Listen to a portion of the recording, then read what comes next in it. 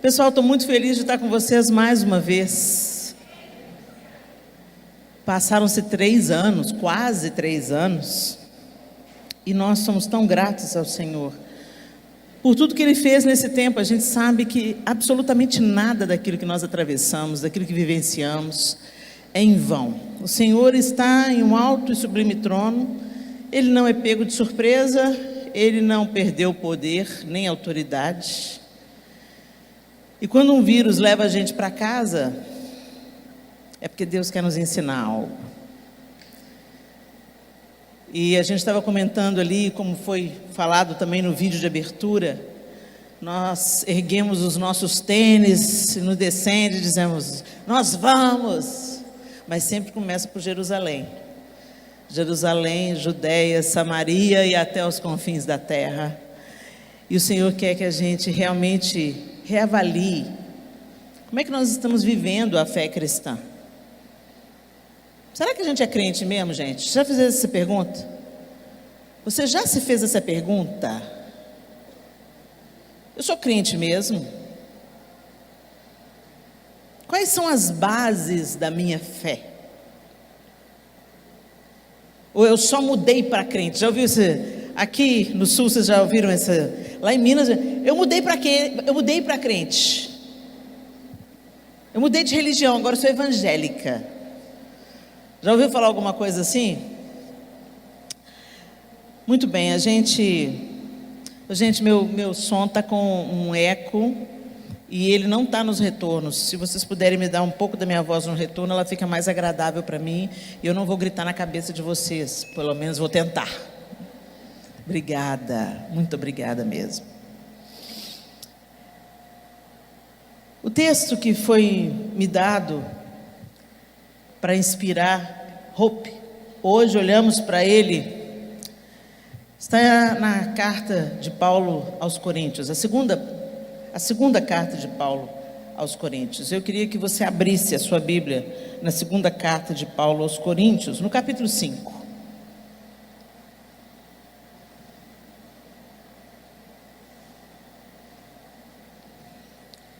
Essas são as 2 cartas conhecidas de Paulo, o apóstolo Paulo, aos Coríntios.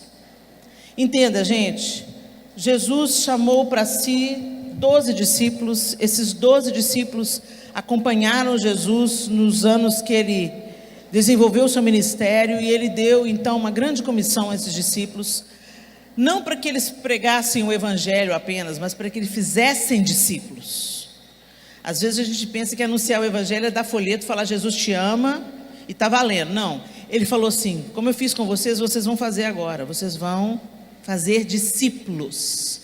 E para você fazer discípulo, você tem que andar com Deus e andar com quem você quer que se torne também um discípulo de Cristo. Então você constrói relacionamentos, porque Deus é um Deus que constrói relacionamentos. Quando a palavra de Deus diz que nós somos reconciliados com o Pai, o que é reconciliado, gente? Relacionamento. Relacionamento estava quebrado por causa da queda, por causa do nosso pecado, do nosso estado deplorável. Jesus então vem para nos reconectar com Deus. Por quê? Porque nós não podemos salvar a nós mesmos. Diga para a amiga do seu lado aí, você não pode salvar a você mesmo.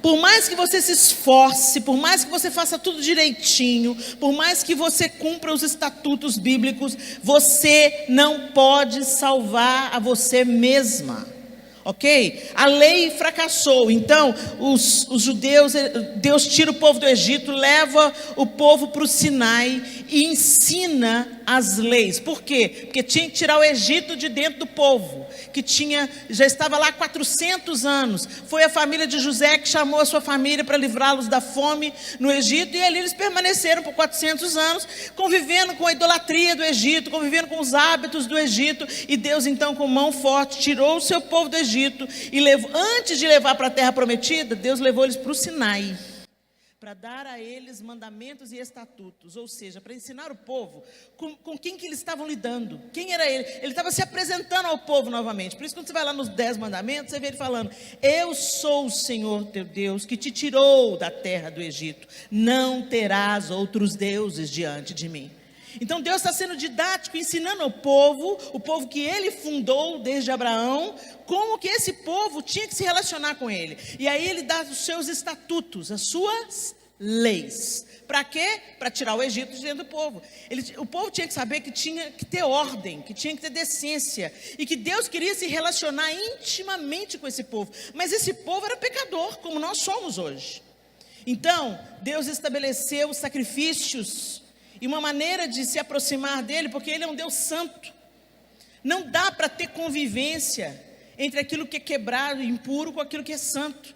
Então, Deus organiza tudo para o povo ser representado pelo sumo sacerdote e se relacionar com o povo, e ele começa a fazer isso através de Moisés. Até aí todo mundo está comigo na mesma página? Você nunca tinha pensado? Tem gente que falou, engraçado, eu nunca pensei sobre isso. É disso que eu estou falando aqui, gente. Parou de brincar de ser crente, parou de dizer, sabe, eu sou evangélico, vem para a igreja, põe a Bíblia debaixo do braço, fica feliz, tinha uma música tão boa, um ambiente tão gostoso, mas os outros dias da semana você vive a sua vida doida. Você continua mentindo, você continua falando mal da vizinha, você entendeu? Você continua se apegando cada vez mais às coisas desse mundo, você gasta mais tempo na rede social do que lendo a Bíblia. Gente, acorda, porque se você não acordar, o Senhor vai sacudir o barco de novo. Falou? Beleza. Aí o povo começou a fazer sacrifício.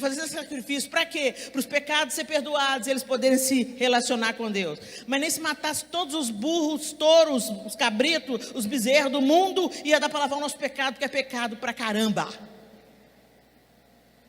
A gente peca aqui e daqui a pouco a gente já está pecando em pensamento. É ou não é? Ou sou só eu?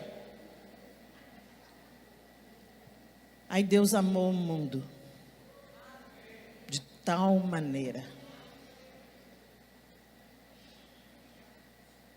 que ele deu o seu filho, para que o sangue dele, não o sangue de touros, não o sangue de bois, não o sangue de ovelhas, o sangue dele, de seu filho, nos reconectasse novamente com Deus. Às vezes você canta isso nas canções, mas sabe, então já que a gente está falando de canções, vamos lembrar uma.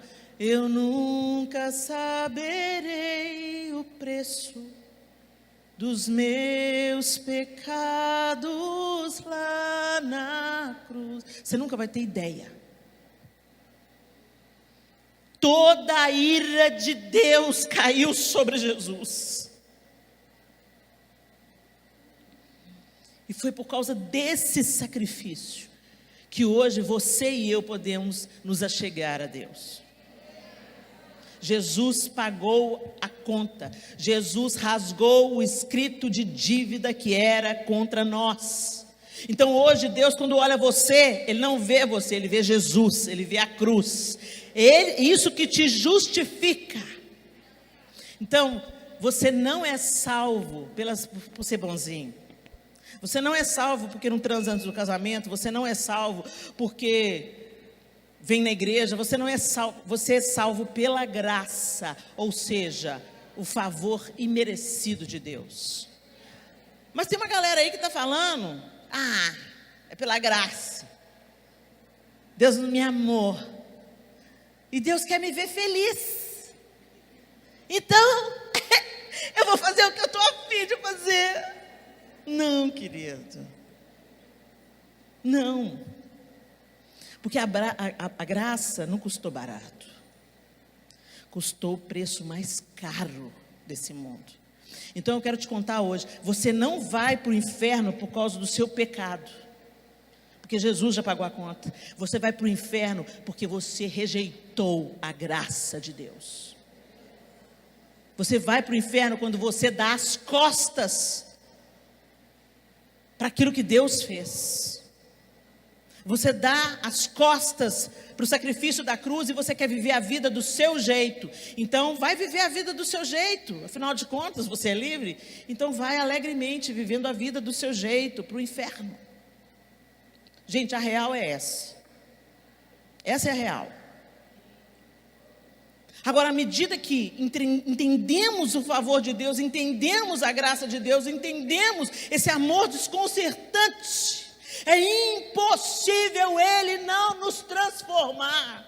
É impossível você andar com Jesus e continuar do mesmo jeito. É impossível você beber da água que Ele ofereceu para a mulher na beira do poço. Se você beber dessa água, você vai tornar a ter sede. Mas se você beber da água que eu lhe der, nunca mais você vai ter sede. Você não vai ter sede de prazer. Você não vai ter sede do pecado. Você não vai ter sede da desobediência. Você não vai ser apegado aos ídolos que nós construímos para nós nesse mundo. A gente fala muito da idolatria católica romana, mas nós somos idólatras por coisas muito menos sagradas. Ídolo é aquilo que toma a primazia dos seus sentidos, do seu interesse, da sua energia, do seu dinheiro. Isso é ídolo. Não deveria ter uma palavra para ofertório se nós fôssemos nascidos de novo, porque é impossível um nascido de novo não se transbordar em generosidade espontânea. O que eu tenho não é meu, o que eu tenho é nosso.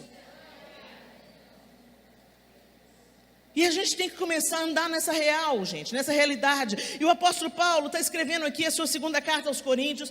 Alguns estudiosos dizem que não foram só essas cartas que Paulo escreveu. Talvez ele tenha escrito 3 cartas ou 4 cartas. Há várias teorias, mas aqui nós não vamos nos deter nisso. Foram 2 que Deus fez que chegasse até nós, então essas 2 é que interessam. Ok? Para nós, aqui no século 21, se Ele permitiu que essas cartas chegassem até nós, é porque tem um propósito. O apóstolo Paulo não fazia ideia de que quando eu estava escrevendo a carta para resolver os problemas da igreja em Corinto, para resolver os problemas da igreja em Colossos, para resolver o problema da igreja na Galácia, ele não fazia ideia que essa carta ia nos ensinar a resolver os nossos problemas aqui, tantos séculos depois. Coisa linda, né? Coisa linda. Então você tem que ler para entender, entendeu? Sabe essa história de, não, eu vou lá ver a pregação do pastor Oséias, da Helena. Gente, glória a Deus. Os anjos da igreja estão aí para te ensinar, para te instruir, para tirar suas dúvidas. Mas você precisa de ler a Bíblia e faça oração, se quiser crescer.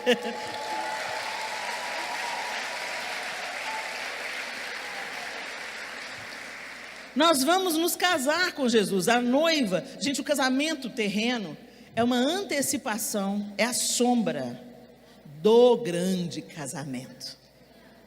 As bodas com o Cordeiro.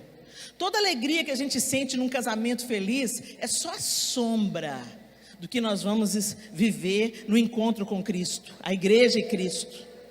É só o esboço, é só o rascunho. Por isso que no céu não se casa, não se dá um casamento, não vai precisar mais.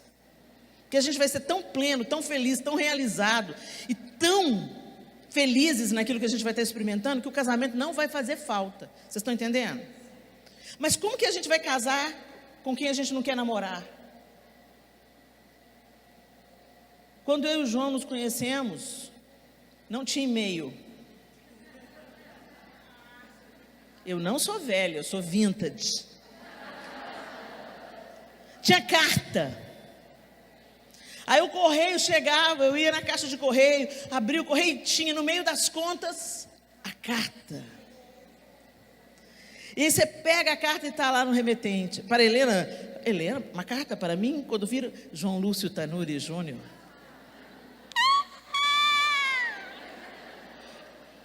Aí eu entro em casa e falo, pai, lê para mim, mãe, lê para mim. Não. Eu vou para o meu quarto, fecho a porta, me lanço na cama, e leio e releio, e fico imaginando o que ele queria dizer nas entrelinhas, em código. É isso que o Senhor quer que você faça com a Bíblia. Mas você quer receber só da boca do pastor, só do pregador do YouTube, né? Vamos para o relacionamento, gente, vamos ler a Bíblia. Vai, entra no quarto, fecha a porta e lê e relê. E entenda o que ele diz na entrelinha. Se a gente não sabe namorar com o Senhor, como é que a gente quer casar com Ele? Conversa com Ele, não tem relacionamento sem conversa. Quando você fala para uma pessoa assim, você vai orar para o resto da sua vida. Parece que você está jogando uma praga na pessoa. A pessoa, misericórdia. Oração é conversa, gente. Oração não é esse negócio rebuscado. Amantíssimo Deus, eterno Pai, em cuja presença, Senhor, nos encontramos. Tem gente que muda até a voz quando ora. Conversa com Deus, Senhor. Olha, Senhor, eu estou lascada, Jesus. Hoje eu estou lascada, Senhor. Eu estou com vontade de dar uma voadora em 10. Jesus, vem cá, Jesus. Coloca as tuas mãos em mim. Não solta não, Jesus. Me santifica, Jesus. Porque se eu ficar entregue a mim mesmo, eu vou matar Jesus. Eu preciso confessar que o Senhor já sabe. É nesse nível. O Senhor quer que a gente rasgue o nosso coração. Porque Ele já sabe. Você acha que você impressiona Deus com a sua oraçãozinha rebuscada? Ele sabe o seu coração peludo, invejoso. Ele conhece o ódio que você tem da vizinha. Ele sabe que você está tramando a vingança e a calúnia. Ele sabe. Então abrevia, joga a luz nas trevas, acende a luz, entendeu? No seu coração peludo e fala: Deus tosa. Amém, gente?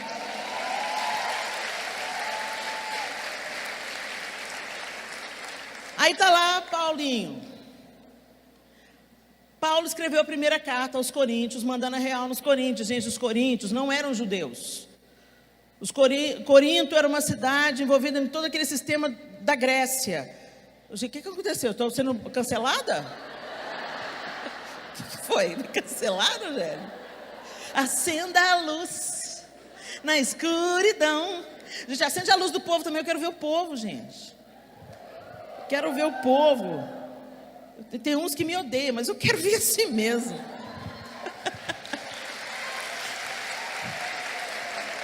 Valeu, pessoal. Aí o apóstolo Paulo escreve uma carta aos Coríntios. Eles estavam numa realidade de paganismo. Eles estavam na realidade da idolatria. Era uma cidade cosmopolita. Então, muita coisa acontecendo.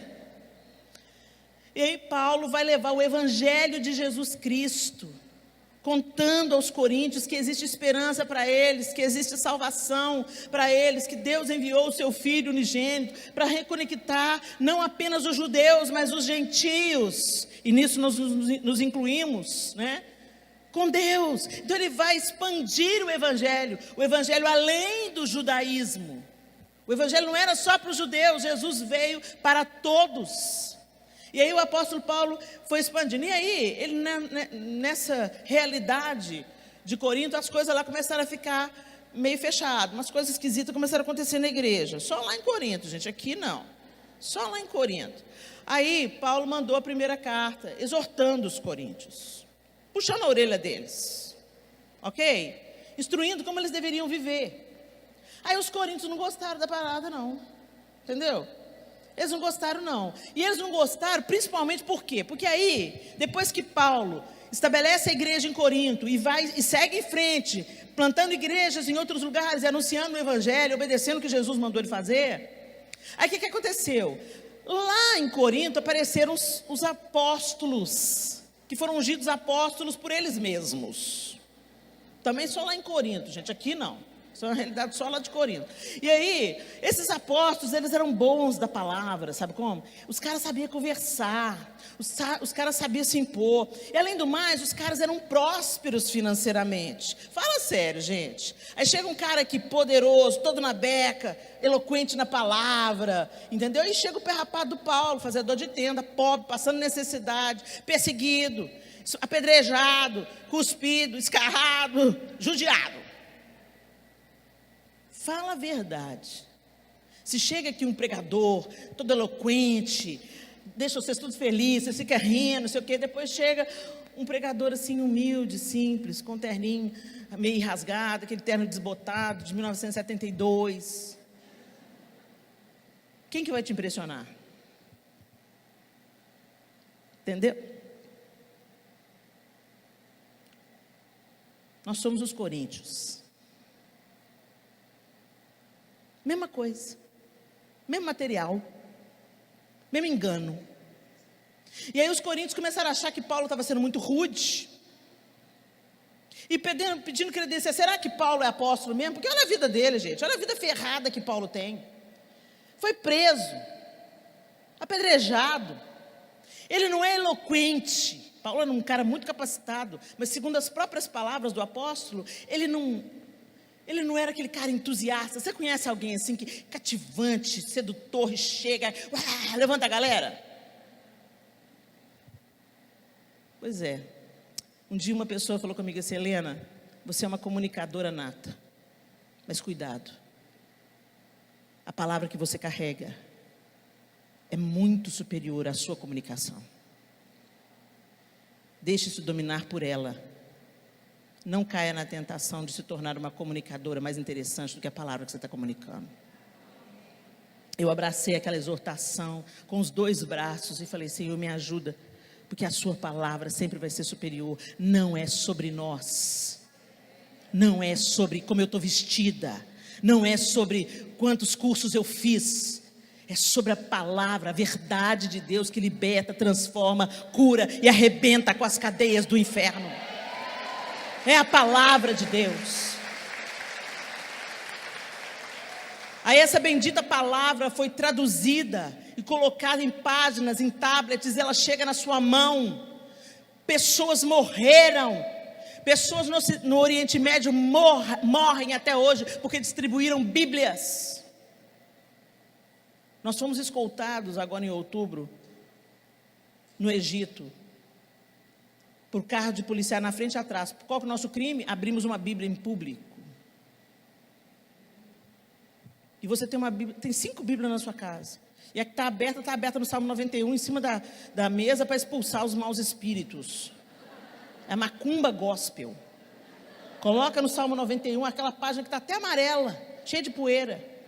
Não é o Salmo 91 na Bíblia, é o Salmo 91 lido, vivido, absorvido, mudando a sua mente e fazendo você entender: aquele que habita no esconderijo do Altíssimo, a sombra do Senhor onipotente descansará. E para você habitar no esconderijo do Altíssimo, você tem que estar junto dele, você tem que estar caminhando com ele.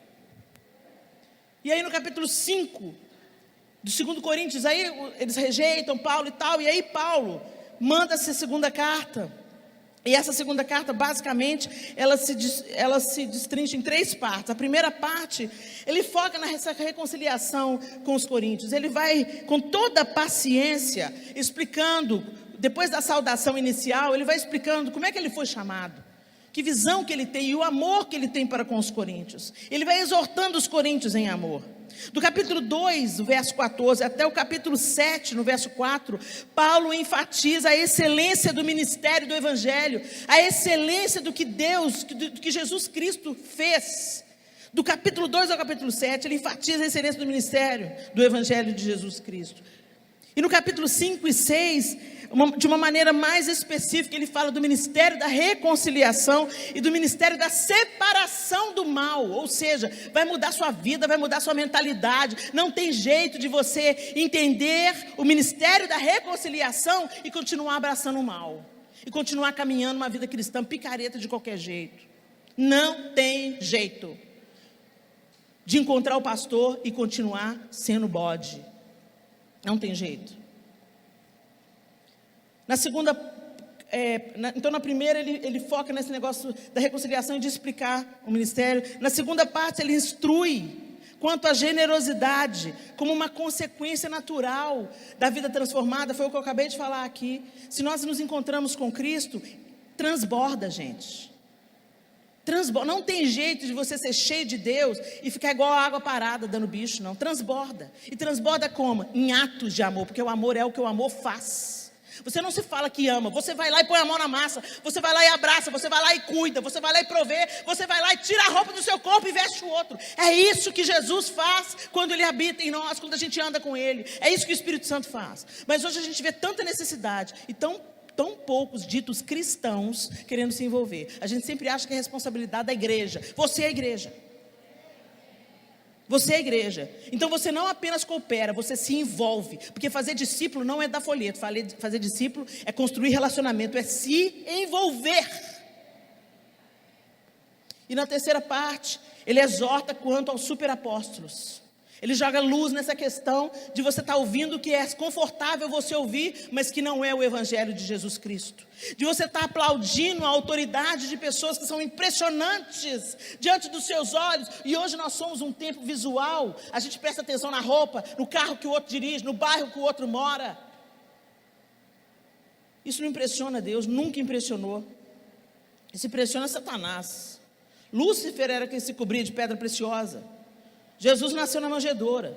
Mas a gente, assim como os coríntios, a gente se impressiona com aquilo que Deus despreza. Não é à toa que a rua do céu é ouro, é para a gente pisar mesmo. Não é isso que tem valor para Deus. Agora a gente inverteu as polaridades. A gente acha que se a gente é amado por Deus, a gente vai ser próspero na terra, abençoado, vai ter dinheiro. E se o irmão está passando a pindaíba, você fala, nossa, deve estar em pecado. Isso não tem nada a ver com o evangelho de Jesus, gente. Se a gente olhar pelo prisma que a gente olha hoje, o apóstolo Paulo então seria um fracassado. Não tinha casa para morar, fazia tenda para não ser pesado para os irmãos, vivia da venda de tendas, para não ser pesado aos irmãos, embora ele mesmo fale que aquele que prega o evangelho, viva do evangelho. Mas ele mesmo deu o exemplo, não sendo usurpador, não sendo interesseiro, bem ao contrário desses super apóstolos aqui. E aí ele joga luz nas trevas. Mas quando começa o capítulo 5, olha que coisa linda, eu vou ler com vocês esse texto, na linguagem, na nova versão transformadora, a NVT. A nova versão transformadora, ela diz assim: sabemos que, quando o nosso corpo terreno, essa tenda em que vivemos, se desfizer, teremos um corpo eterno, uma casa no céu feita para nós pelo próprio Deus e não por mãos humanas. Na tenda terrena, gememos e desejamos ansiosamente nos vestir com o nosso lar celestial, como se fosse uma roupa nova. Porque de fato nos vestiremos com um corpo celestial e não ficaremos despidos. Enquanto vivemos nessa tenda que é o corpo terreno, gememos e suspiramos, mas isso não significa que queremos ser despidos. Na verdade, queremos vestir o nosso novo corpo, para que este corpo mortal seja engolido pela vida. Olha que coisa linda essa tradução, gente. Esse corpo mortal seja engolido pela vida. Porque esse corpo mortal, ele está caminhando para a morte, por isso que a gente envelhece. Nós estamos voltando ao pó. E o apóstolo Paulo está dizendo assim, esse corpo vai ser engolido pela vida. Nós vamos receber um corpo glorificado. Uau! Deus nos preparou para isso, e como garantia nos deu o Espírito. Portanto, temos sempre confiança, apesar de sabermos que enquanto vivemos neste corpo, não estamos em nosso lar com o Senhor, porque vivemos por fé e não pelo que vemos. Sim, temos confiança absoluta e preferimos deixar esse corpo terreno, pois então estaríamos em nosso lar com o Senhor. Assim, quer estejamos nesse corpo, quer o deixemos, nosso objetivo é agradar ao Senhor. Pois todos nós teremos de comparecer diante do tribunal de Cristo, para que cada um receba o que merecer, pelo bem ou pelo mal que tiver feito nesse corpo terreno. Aqui está se falando de galardão e não de salvação. Ok, gente? Assim, conhecendo o temor ao Senhor, procuramos persuadir outros. Deus sabe que somos sinceros e espero que vocês também saibam. Estamos mais uma vez nos recomendando a vocês? Nada disso, estamos apenas lhes dando motivos para que se orgulhem de nós, a fim de que possam responder àqueles que se orgulham nas aparências e não no coração. Se parecemos loucos, é para dar glória a Deus, e se mantemos o juízo, é para o bem de vocês. De qualquer forma, o amor de Cristo nos impulsiona, porque cremos que Ele morreu por todos, também cremos que todos morreram. Ele morreu por todos, para que os que recebem sua nova vida, não vivam mais para si mesmos, mas para Cristo que morreu e ressuscitou por eles. Portanto, não avaliamos mais ninguém do ponto de vista humano. Em outros tempos, pensávamos em Cristo apenas do ponto de vista humano, mas agora o conhecemos de modo bem diferente. Logo, todo aquele que está em Cristo se tornou nova criação. A velha vida acabou e uma nova vida teve início. E tudo isso vem de Deus, aquele que nos trouxe de volta para si por meio de Cristo e nos encarregou de reconciliar outros com Ele. Todo mundo entendeu? O apóstolo Paulo, ele volta ao fundamento e ele fala assim, olha, vocês Agora vocês foram revestidos de uma nova vida. E apesar de nós estamos lidando com esse corpo aqui, que é imperfeito, que tropeça todo dia, que esbarra todo dia na nossa impossibilidade, vocês agora têm uma nova vida para viver. Vocês agora são filhos da luz. Então vocês não vivem como viviam antes, só buscando o seu próprio interesse, só os seus próprios prazeres, só pensando em si mesmos. Mas olhando para Ele, nós nos tornaremos como Ele é. E da mesma forma que Ele deu tudo, e deu inclusive a sua vida, para que nós tivéssemos vida, nós também, à medida que caminharmos com Ele, vamos derramar a nossa vida na vida de outros. E é aí que mora a nossa alegria. Sabe por que você está infeliz? Sabe que você está sempre insatisfeito? Vou lá nesse congresso para ver se Deus me dá uma palavra de vitória. Vou lá nesse congresso porque está osso, viu? E quando você olha para a sua vida, você não consegue enxergar as bênçãos do Senhor. Respira aí, respira fundo. Solta. Vai de novo. Você está vivo. Isso é motivo de muita gratidão. Você não está respirando com um tubo de oxigênio. Você está respirando com os seus pulmões. Você levantou hoje de manhã e você saiu da sua cama e provavelmente, acredito que a maioria de nós aqui, se não todos nós, levantamos e fomos ao banheiro com as nossas próprias pernas. Ninguém foi nos carregando ou veio trocar a nossa fralda.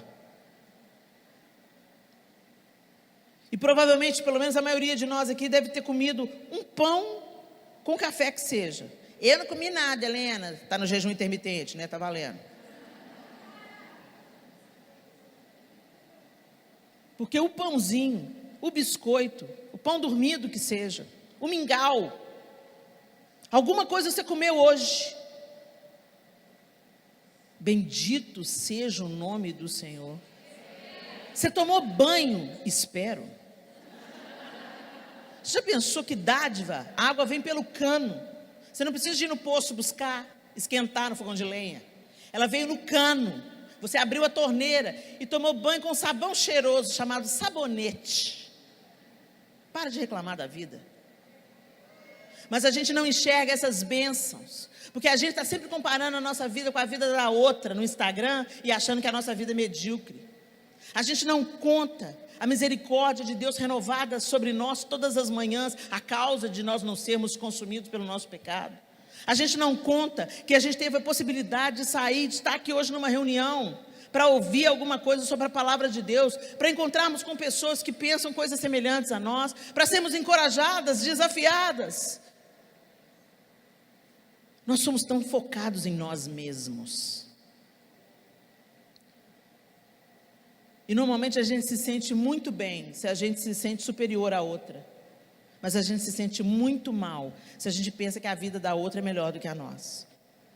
Isso mostra que nós somos crianças e que é tempo de nós amadurecermos, porque Jesus não é pedófilo, Ele não vem buscar uma noiva imatura. É tempo de nós amadurecermos na nossa fé, no nosso relacionamento com Deus e de fato, olhando para Ele, sermos transformados de fé em fé e de glória em glória até ser dia perfeito.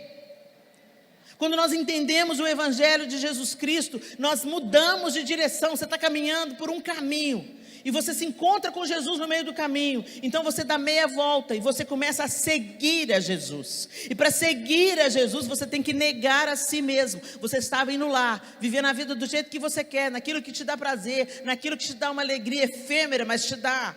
E você nega você mesmo, você abre mão disso, porque você entende que o Senhor tem infinitamente mais para te dar. Ele tem cura da sua memória, Ele tem cura da sua história desgraçada tantas vezes. Ele tem algo para brotar dentro de você, e não para você se envaidecer, mas para você se derramar. E é quando você começa a entrar no seu propósito, que não é sobre a sua glória, é sobre a glória dEle, que você vai sendo curado. Sabe por que você está em pé de guerra com todo mundo? Porque você vive só para si. Sabe por que você tem sempre uma pendenga com alguém e não perdoa aquela pessoa da sua família? Porque você vive só para si.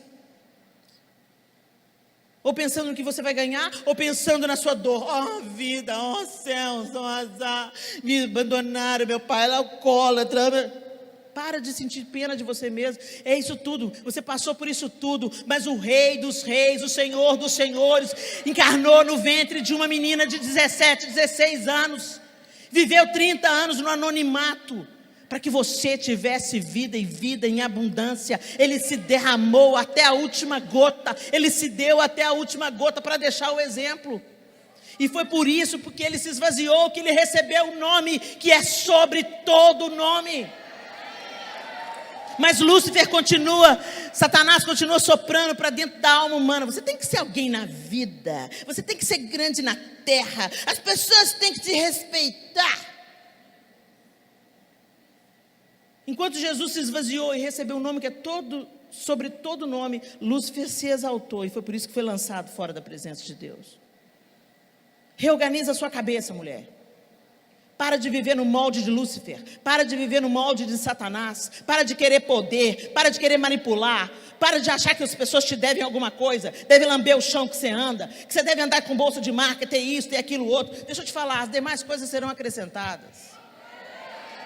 Primeiro lugar, o reino de Deus e a sua justiça. A gente inverteu as coisas. E porque a gente inverteu as coisas, a gente está vivendo um evangelho miserável, que não tem nada a ver com o evangelho de Cristo. Gente, a igreja primitiva não tinha nada. E o que eles tinham, eles vendiam e distribuíam entre eles.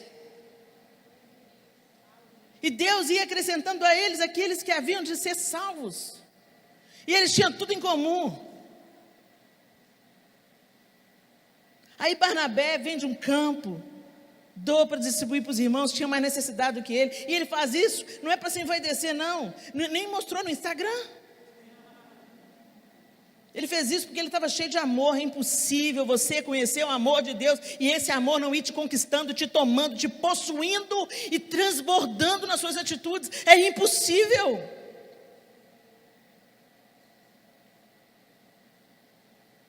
Nós estamos mais preocupados com a popularidade e com a ideia de que eles vão ter da gente, do que de fato que o nome de Deus seja glorificado através do nosso testemunho. E é por isso que nós estamos tão infelizes. Porque nós nos tornamos o nosso próprio ídolo. A egolatria tomou o nosso coração. Tire os olhos de você e coloque os olhos nele. Tire a glória de você e viva para a glória dele. É isso que o apóstolo Paulo está falando aqui. Vocês estão impressionados com o superapóstolo, vocês estão se impressionando com os discursos, mas deixa eu relembrar vocês. Essa casa que a gente tem aqui, ela é perecível, mas nós vamos ser revestidos de glória. Olhem para o Senhor, coloquem os olhos no Senhor. Ele é o autor e consumador da nossa fé. Ele quer que a gente viva para a glória de Cristo, porque vivendo para a glória de Cristo, nós seremos curados.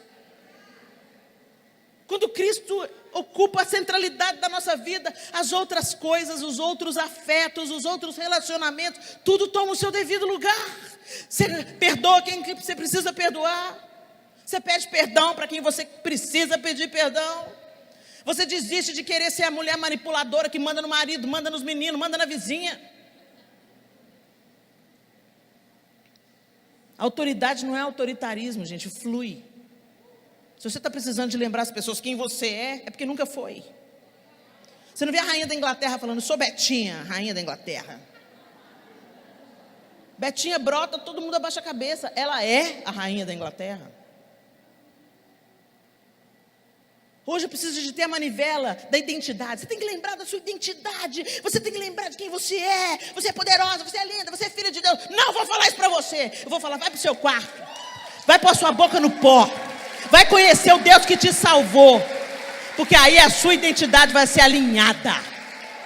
E não é você que vai fazer isso, olhando para o espelho e falando, eu sou poderosa em Deus. Não, é Ele que faz em você. Lá em João 13 ele fala, sem mim nada podeis fazer. Se vocês estiverem em mim e eu estiver em vocês, vocês darão muito fruto. É Ele, é Ele, é Ele, é Ele, é Ele que faz. E aí quando você começar a dar muito fruto, ele vem e poda. Aí Helena, que desanimador. Não, minha linda, não desanima não. Sabe por quê? Porque como o apóstolo Paulo está falando, nós estamos nessa tenda. Não é nem casa, é tenda. E se a gente começa a ficar muito grande na vida, a gente começa a achar que a gente é melhor do que os outros. É ou não é, querida? Fala sério, hashtag fica a dica. Deus começa a te usar e você começa a falar: sou a última bolacha do pacote. Poderosa em Deus, Deus está usando a minha vida. Aí quando chegar nesse ponto, Jesus vai: vamos pro vale, bem. Vem com o papai, vamos pro vale. Seu tupete está crescendo. Vamos ali aparar o tupete. Né? Aí vem a tribulação, aí vem a dor, aí vem o sofrimento. O Evangelho de Jesus Cristo tem sofrimento. Todos os discípulos sofreram. O próprio Jesus sofreu. Por que você acha que você não vai sofrer? Se estão contando para você um evangelho que você não tem sofrimento, te enganaram. Porque o sofrimento é didático, purifica. Purifica. Eu tenho minhas lutas, gente.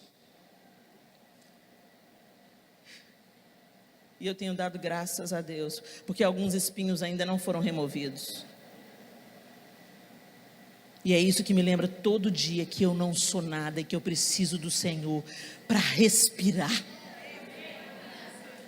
Que não é nada sobre Helena, é tudo sobre o Senhor. Por isso, gente, eu detesto esse negócio, sabe, desse gospel star, glamour. Vamos tirar uma foto. Não, você não tira foto com a faxineira da igreja, não vem querer tirar foto comigo, não. Não, Helena, porque você me abençoa, a faxineira também, o cara do som te abençoa, o câmera está aí registrando, abençoa para pôr imagem no YouTube. Todo mundo igual. Eu estou aqui fazendo meu trabalho, ele está fazendo o trabalho dele, a galera do som está fazendo o trabalho dele, depois eles vão editar. A galera que limpou as cadeiras, a galera que chorou aí na intercessão, para que você recebesse da parte de Deus. Por que a gente insiste em construir ídolos dentro da casa do Senhor, querendo tirar foto para ficar bem e ganhar a curtida? Gente, vamos parar com esse lixo. A gente é irmão, todo mundo igual. Eu tenho meus problemas, você tem seus problemas, mas Deus é por nós. Glória a Deus. E a gente tem comunhão, e a gente se trata todo mundo igual, e está tudo bem. Eu gosto muito de uma música antiga do João Alexandre, que diz assim: todos são iguais, todos são mortais, diante dele não existem grandes ou sobrenaturais, todos hão de ver todo o seu poder, céus e terra, anjos e homens se curvarão diante do rei, ele é o rei. Nós somos tudo igual, a graça nos nivela. Os homens se impressionam com os carros que dirigem, com as viagens que fazem. No final do jogo de xadrez, o rei vai para a caixa com o peão. Tudo igual. Então por que nos envaidecemos e por que nos impressionamos com os grandes homens de Deus? Gente, Jesus fazia milagre faltando comida. Tem uma multidão, despede aí, tem uma galera, despede a galera, mestre, o povo só está crescendo, estão com fome, despede o povo. Não, despede o povo não, eles estão com fome, mas mestre, a gente não tem dinheiro. Tem o que aí? 5 pães e 2 peixinhos. Ah, tá bom. Tá bom. O que a gente vai fazer? Agradecer. Vai lá, depois lê o texto. Jesus não falou: multiplique agora, eu ordeno, eu determino, multiplique. Não. Pai, eu te dou graças, obrigado, por isso que a gente tem aqui, ó. Pode distribuir. 12 cestos cheios. As pessoas sentam juntos na mesa, e o corrupto do Zaqueu sai restituindo tudo que roubou. A mulher da beirada do poço teve que mandar os outros comprar comida, porque eles não entendiam aquele papo de Jesus e da mulher samaritana. Se tornou a primeira evangelista em Samaria, indo de caminho, sentado à mesa. Jesus não construiu uma igreja. Ele edificou uma igreja.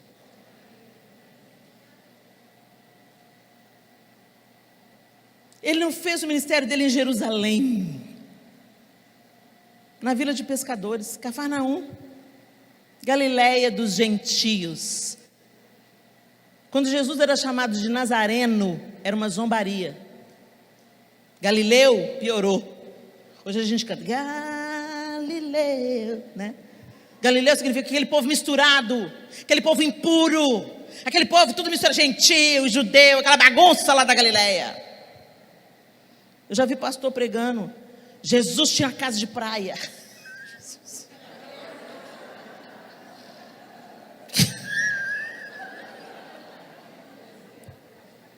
É forçar a barra, né?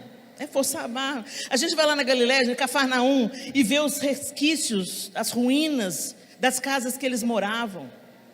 Era um cubículo, 3x3. O pessoal usava as casas normalmente para guardar coisa lá dentro, para se abrigar na época do muito frio.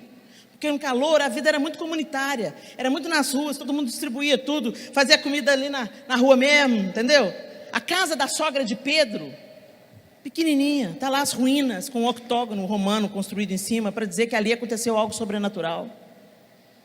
As casas de pedras simplórias. E eu quero ser poderosa na terra, e tenho 1 milhão de seguidores no Instagram. Gente, vai lamber sabão. A gente precisa de melhorar. E aí, nessa carta aos Coríntios, o apóstolo Paulo dá essa chamada na responsabilidade, instruindo mais uma vez, declarando o seu amor. Depois eu encorajo vocês, leiam as cartas com cuidado. E ele fala, e ele exorta, mas ele também declara o seu amor. Eu amo vocês. Escuta, nós estamos aqui sofrendo, é por vocês, é para que Cristo seja formado em vocês. E aí no capítulo seguinte, no capítulo 6,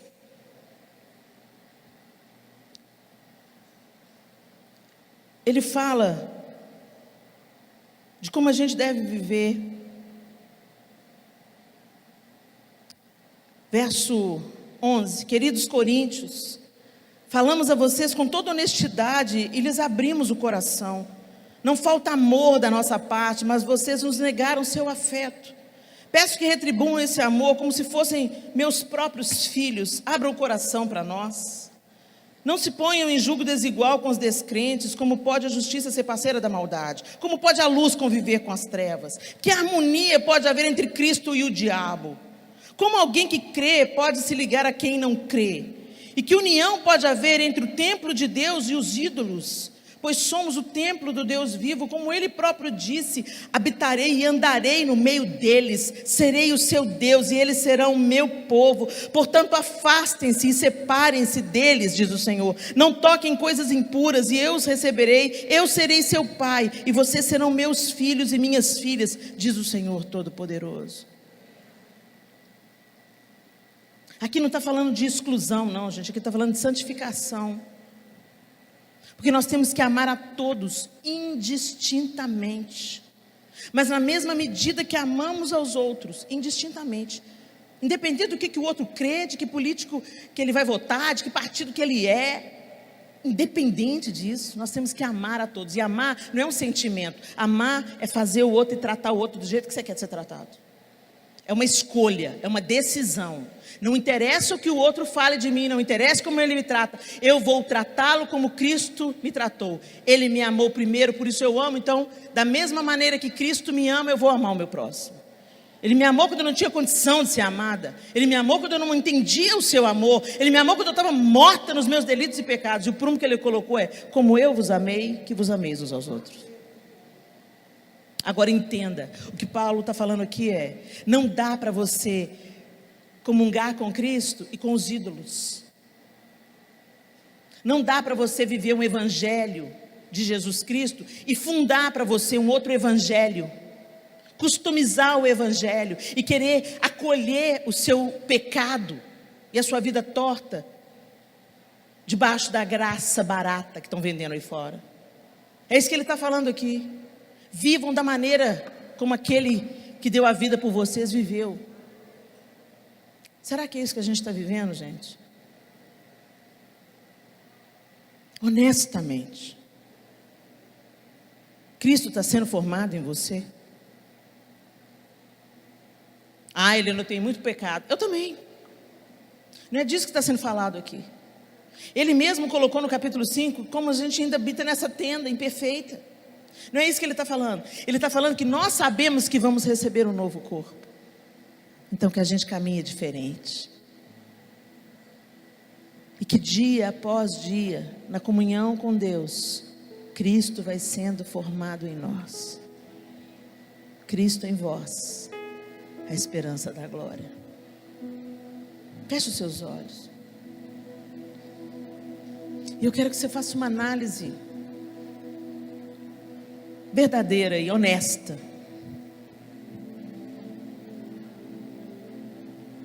Cristo está sendo formado em você. Ele é o seu modelo. É com Ele que você está querendo ficar parecida dia após dia.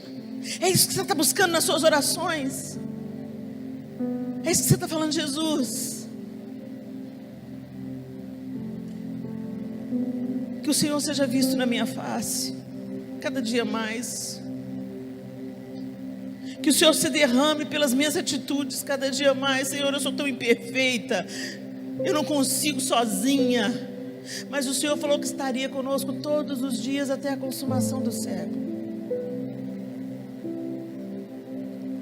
O Senhor falou que se eu estiver enxertada no Senhor e o Senhor estiver em mim, que eu vou dar muito fruto. Eu não posso fazer isso sozinha, Senhor, eu não posso produzir frutos. Mas o Senhor em mim, a sua vida em mim pode. O fruto do Espírito nasce de um relacionamento com Deus. Não um fruto de plástico que parece justiça, mas um fruto que se manifesta verdadeiro, tenro, suculento, que sacia a sede, mata a fome. Alegria, paz, amor, fidelidade, longanimidade, benignidade, domínio próprio, mansidão. Oh, Senhor, faz em nós. Faz em nós, Senhor, faz em nós, faz em nós, faz em nós. Faz em nós, faz em nós, Senhor. Arranca-nos, ó Deus, da religiosidade inoperante, hipócrita e aparente, onde nós nos impressionamos com estruturas humanas, aparência e discursos, oratória, retórica. Oh, Jesus, só Ele tem as palavras de vida, mas nós estamos cavando cisternas rotas, buscando em portas erradas, em caminhos errados, num evangelho conveniente, o evangelho da manivela, que te encoraja, que te levanta temporariamente. Não se coloca band-aid em câncer. O Senhor quer tratar as nossas estruturas, aprofundar as nossas raízes, para que a gente possa florescer e frutificar, e desfrutarmos a vida abundante que Ele conquistou para nós. Mas passe pelos processos, se submeta aos processos. A planta passa por poda, por estiagens, mas também tem adubo, também tem cuidado. Ele fala: eu sou a videira e meu pai é o agricultor. E Ele cuida, Ele afasta as pragas, Ele te transplanta de terreno para que você tenha mais espaço. O Senhor cuida de você, o Senhor cuida da sua vida. Não queira resolver sozinho, você não salva a si mesmo. O Senhor salva, só Jesus Cristo salva. Quando a gente aceita a graça, a gente entende a graça, a gente se aproxima dele, e a vida dele começa a jorrar na sua vida. E os processos começam a acontecer, as podas vão acontecer, alguns galhos vão ter que ser tratados, cortados, arrancados. Às vezes Ele vai te transplantar para uma terra mais fértil. para que você floresça e frutifique para a glória de Deus. E quando Ele é glorificado em nós, aí nós entendemos para que existimos. A nossa identidade é curada. E é Ele que faz, não é você que faz. Os apóstolos dizem para Jesus: para onde nós iríamos? Só o Senhor tem palavras de vida eterna. E nós estamos precisando de experimentar isso. Por isso, eu quero orar por você antes da gente terminar essa reunião. Eu sei que o horário está avançado, mas você sabe, fecha os olhos, esse é um momento individual. Você sabe que você está vivendo à margem, você está vivendo influenciado por um evangelho falso, aparentemente mais agradável, eloquente, como os falsos profetas ali da igreja em Corinto estavam acontecendo, os super apóstolos. E às vezes vem as palavras de conforto, de consolo, e que falam: você define a sua vida, você é o protagonista da sua história. Gente, isso é bonito da gente falar, mas na real, nós precisamos de nos voltar para Deus. Ele é a fonte, Ele não é uma fonte, Ele é a fonte. Ele falou: eu sou o caminho, a verdade e a vida, e ninguém vai ao Pai senão por mim. Se você não vai ao Pai, você morre. E nós precisamos de entrar por essa porta, passar por essa ponte, passar por esse caminho e nascermos de novo. Então eu quero te dar uma oportunidade nessa noite. Eu já aceitei Jesus, Helena, eu já até passei pelas águas, não me interessa o processo que você passou. Eu só sei que eu nasci de novo depois que eu já estava dentro da igreja há mais de 15 anos. Então eu quero te falar, Deus não está importando o que você está fazendo para Ele, ou se você está trabalhando muito para Ele. Não é isso. Ele não veio fazer recrutamento profissional, Ele veio inaugurar um relacionamento de pai e filhos. Eu quero te dar uma oportunidade de você falar: Senhor, eu não quero viver para mim mesma, eu não quero mais viver uma religião aparente, eu quero caminhar com o Senhor, eu quero ser transformada de dentro para fora, e eu não consigo fazer isso, eu não consigo curar a mim mesmo, eu não sou o meu próprio remédio, e eu me volto para o Senhor, eu reconheço isso, e eu te peço: faça isso em mim, Senhor, me cura, me transforma, me conecta à videira, eu não quero ficar pendurada na videira, eu não quero ficar impressionada com a eloquência do evangelho que só coloca band-aid em situações profundas. Me cura, me liberta, me muda de dentro para fora, produz o fruto do Espírito em mim, Senhor. Eu não consigo fazer isso no meu esforço, faz em mim a tua obra.